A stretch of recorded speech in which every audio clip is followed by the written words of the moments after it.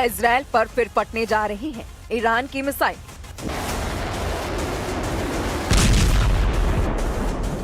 क्या तेल अवीव और हाइफा में इसी तरह होगा हमला?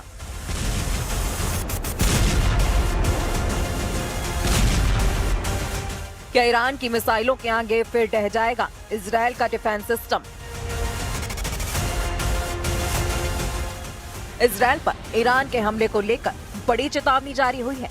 ईरान में सर्वोच्च नेता अली खामनेई के नए कमांडर रिवॉल्यूशनरी गार्ड्स के नए chief major general Mohammad Pakpour ने ऐसी वार्निंग दी है कि नेतन्याहू और ट्रंप के पैरों तले जमीन खिसक जाएगी। ऐसा दावा ईरान में किया जा रहा है। कमांडर पाकपूर ने कहा है कि अगर इजराइल ने ईरान पर फिर हमला करने की गलती की तो ईरान की सेना इजराइल के लिए जहन्नुम के दरवाजे खोल देगी। मेजर जनरल पाकपूर की वार्निंग बता रही है कि ईरान ऑपरेशन टू प्रॉमिस 4 को अंजाम देने के लिए पूरी तरह से तैयार है। ईरान के इस बहुत ही ताकतवर कमांडर की वार्निंग सर्वोच्च नेता अली खामनेई की चेतावनी के एक दिन बाद आई है। दोनों ने ईरान के दुश्मनों से कहा है कि 13 दिन के युद्ध के बाद अगला हमला उनकी जड़ें हिला देगा। जाहिर है दोनों का इशारा इजराइल और अमेरिका की तरफ है। मेजर जनरल मोहम्मद पाकपूर को मेजर जनरल हुसैन सलामी की मौत के बाद IRGC का कमांडर बनाया गया है। मेजर जनरल हुसैन सलामी की मौत 13 जून को इजराइल के हमले में हुई थी और उसके बाद से पाकपूर IRGC की कमान संभाल रहे हैं। इजराइल के खिलाफ 12 दिन तक मिसाइल अटैक करने के बाद जब युद्ध विराम हुआ तो मेजर जनरल पाकपूर ने क्या कहा था, बहुत गौर से देखिए। دستشون روی ماشه است. اگر خطایی از طرف دشمن صورت بگیره حتما مثل 12 روز گذشته مقابله مثل جانانه انجام خواهیم داد.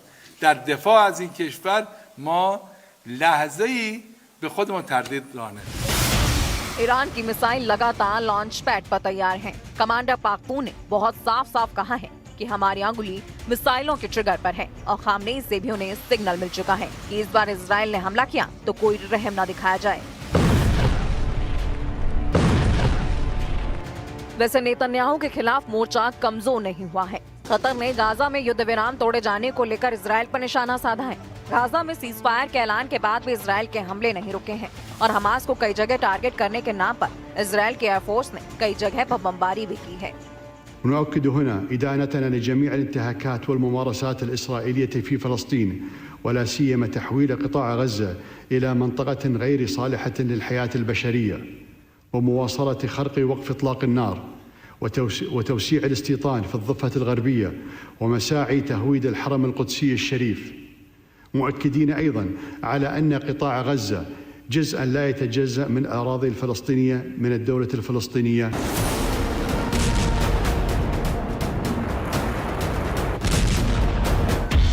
इजराइल की नई टेंशन ये है कि ईरान का दावा है कि उसने अभी तक अपनी सबसे खतरनाक मिसाइलों को इस्तेमाल नहीं किया है, लेकिन ईरान से युद्ध को लेकर अमेरिका और इजराइल से लगातार नए नए सिग्नल मिलने लगे हैं। इजराइल पर हुए हमलों में जिन मिसाइलों ने तबाही मचाई है उनकी लिस्ट देख लीजिए, क्योंकि यही अब तक नेतन्याहू के लिए सबसे बड़ी परेशानी बनी है। इनमें सबसे खतरनाक फतह 1 और खैबर शिकर मिसाइल शामिल हैं।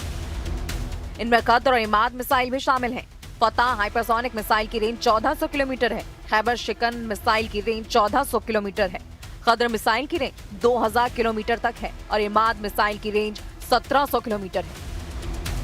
मिसाइलों को लेकर ईरान की तरफ से ऐसी वार्निंग इसलिए आ रही है क्योंकि नेतन्याहू और ट्रंप का रुख ईरान को लेकर काफी सख्त देखा जा रहा है। If you look at the Middle East, I would say prior to us hitting Iran so hard, we could have never made that deal because you would have had a dark cloud over the Middle East when we took out their nuclear capability, which was one of the great military maneuvers of all time. It was flawless. You saw that.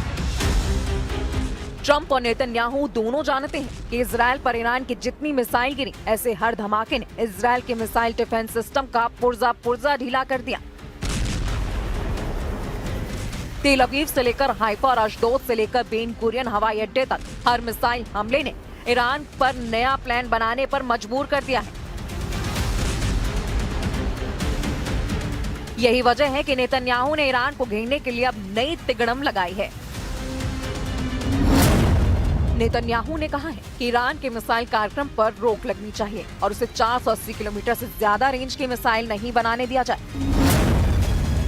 मतलब साफ है कि Netanyahu Iran की उन मिसाइलों से घबरा गए हैं जो 1500 किलोमीटर या उससे ज्यादा रेंज रखती हैं, क्योंकि ईरान और इजराइल की दूरी भी 1500 से 1800 किलोमीटर की रेंज में है।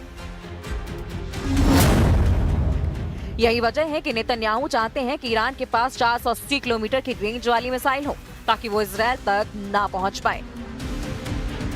13 जून को ईरान पर हमला हुआ था और उसके 12 दिन तक दोनों तरफ से एक दूसरे पर हमले हुए थे। हमले दिन रात हो रहे थे। एक तरफ से फाइटर जेट तो दूसरी तरफ से बैलिस्टिक मिसाइल दागी गई। एक तरफ नेतन्याहू ने कमान संभाली जिसमें अमेरिका से भी पूरी मदद थी, तो दूसरी तरफ ईरान के सर्वोच्च नेता अली खामनेई ने मोर्चा संभाला और तमाम मिलिट्री लीडरशिप खत्म होने के बाद फौरन सेना की कमान नए कमांडरों के हाथों में दी और फिर 12 दिनों तक ईरान ने बता दिया कि इजराइल की शुरुआती स्ट्राइक के बाद उसकी मिसाइल पावर बरकरार है। نیروهای مسلح و صنایع نظامی ما آماده داشتن، استفاده کردن، به کار بردن، بازم دارن، لازم باشه در وقت دیگر هم ازش استفاده میکنن.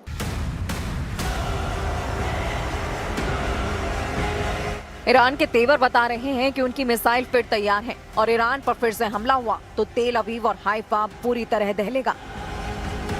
ये वार्निंग ईरान से लगातार आ रही है। ईरान के बड़े बड़े जनरल लगातार इजराइल को वार्निंग दे रहे हैं। ईरान के मेजर जनरल यहिया रहीम सफवी, जो सर्वोच्च नेता अली खामनेई के सलाहकार भी हैं, उनका दावा है कि ईरान के पास हजारों मिसाइल और ड्रोन हैं जो खुफिया ठिकानों पर रखे गए हैं और अगर ईरान पर युद्ध हुआ तो उनका इस्तेमाल किया जाएगा। कह सकते हैं कि वार्निंग सीधा अली खामनेई की तरफ से आई है। ईरान बार बार ये दावा कर रहा है कि उसने 12 दिन के युद्ध में अब तक अपनी पूरी ताकत का इस्तेमाल नहीं किया है और न ही अपनी नौसेना और IRGC की खुदस फोर्स को तैनात किया है। और अगर दोबारा युद्ध ईरान पर थोपा गया तो इसका नतीजा इजराइल की संपूर्ण तबाही होगा।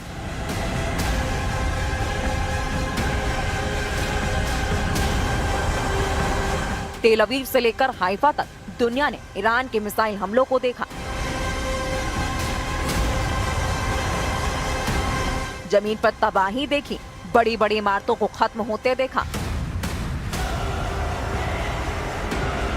और ये तस्वीरें नेतन्याहू के कमांड सेंटर से लेकर व्हाइट हाउस में भी देखी गई।